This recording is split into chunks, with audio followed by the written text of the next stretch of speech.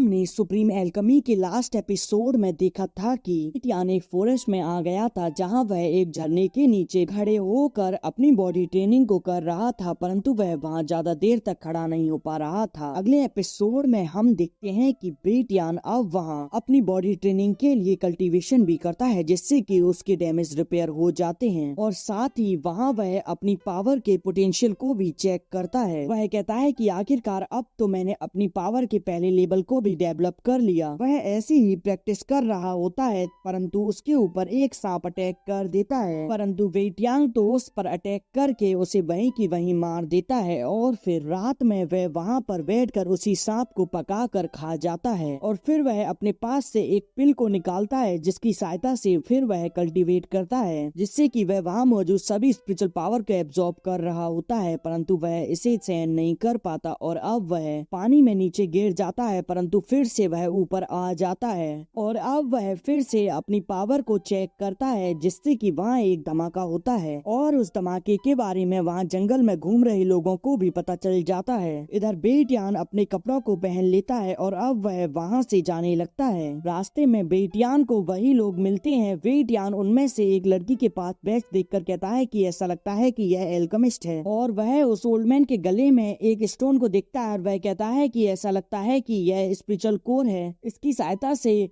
मेटेडियन revolve पिल को refine किया जा सकता है, जिससे कि वह पिल मार्शल आर्ट को फिर से जागृत कर सकती है। तभी वह ओल्ड मैन बेटियान को रोककर कहता है कि क्या तुम यहीं आसपास से हो। इस पर बेटियान कहता है कि हाँ। इस पर ओल्ड मैन कहता है कि क्या तुम वाल लॉन्ग माउंटेन से परिचित हो और क्या तुम जानते हो कि जेड जिन्स कहाँ उगता है। बेटियान कहता है कि अच्छा, तो तुम ब्लेड जेड जिन्स की तलाश कर रहे हो। बस तुम्हारी करंट फिजिकल कंडीशन के साथ अगर तुम इसे ले लोगे तो फिर तुम 30 दिन से ज्यादा अधिक दिन तक जीवित नहीं रह पाओगे। यह सुनकर उसके साथ की वह लड़की बेटियान से फाइट करने लगती है, जहां बेटियान उसे पीछे कर देता है। वह फिर से बेटियान पर अटैक करने वाली होती है, परंतु वह ओल्ड मैन उसे रोक लेता है। वह लड़की कहती है कि दादाजी, यह व्यक्ति आपके बारे में ऐसा कह रहा है, तो फिर मुझे इसे सबक क्यों नहीं सिखाना चाहिए। इस पर ओल्ड मैन कहते हैं कि वह सही कह रहा है, सचमुच मेरे पास ज्यादा समय नहीं है। इस पर वह लड़की कहती है कि नहीं दादाजी, प्रेसिडेंट एडिक्ट ने ऐसा नहीं कहा। उन्होंने कहा था कि जब हमें ब्लड जेड जिन्स प्राप्त हो जाएगा तो आप बच सकती हैं। ओल्ड मैन बताता है कि भले ही तुम्हें वह जिन्स मिल जाए, परंतु मैं बस उससे थोड़े ही दिन तक जीवित रह पाऊंगा। और तो और प्रेसिडेंट एडिक्ट इसमें 2 बार असफल हो चुके हैं, तो मुझे डर है कि इसे रिफाइन करना भी कठिन है। तभी बेटियान कहता है कि आप ऐसे दिख रही हैं जैसे कि आपकी आंखों में मौत का डर सता रहा है और तो और आपके इंटरनल ऑर्गन सीरियस रूप से डैमेज हैं और मैं अगर सही ढंग से देखूं तो आपके यह चोट कोर तक पहुंच गई है। ओल्ड मैन कहता है कि छोटे दोस्त, तुम्हारी नजर तो काफी ज्यादा अच्छी है, मैं तो तुम्हारी प्रशंसा करता हूँ। वह लड़की कहती है कि क्या तुम बता सकते हो कि मेरे दादाजी कितने बीमार हैं और क्या इसका कोई इलाज है। बेटियान कहता है कि मैं तुम्हारे दादाजी को बचा सकता हूँ एक एलेक्सिर को रिफाइन करके, और वह चीज यह है जो कि तुम्हारे दादाजी के गले में है। यह सुनकर ओल्ड मैन कहते हैं कि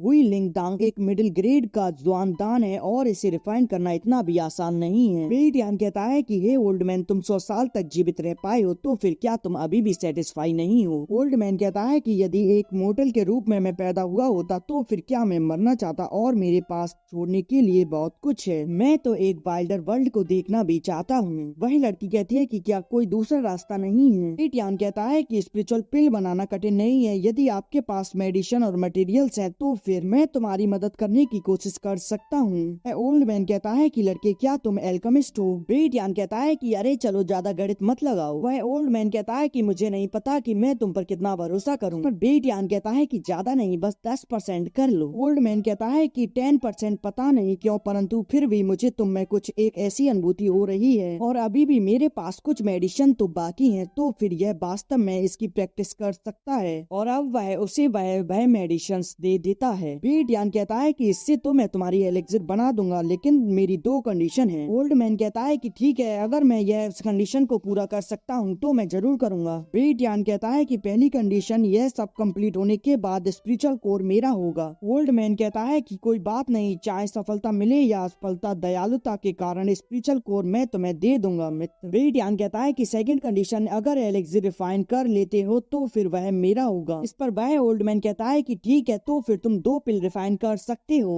और अब वह ओल्ड मैन बेटियान को अपना वह स्टोन भी दे देता है। बेटियान उसे लेकर कहता है कि ऐसा नहीं है, जो कि दूसरा नहीं कर सकते तो मैं उसे नहीं कर सकता। बेटियान सोचता है कि इस लड़की ने 1 स्टार एल्केमिस्ट के रूप में अवश्य ही फ्लेम को तो मास्टर कर ही लिया होगा। इस पर वह लड़की कहती है कि एल्केमिस्ट पावरफुल सोल पावर और फायर बेस्ड मार्शल आर्ट के साथ ही पैदा होते हैं। और हाँ, मैंने भी अपनी फायर पर विजय प्राप्त कर ली है। और इसी के साथ यह एपिसोड एंड हो जाता है।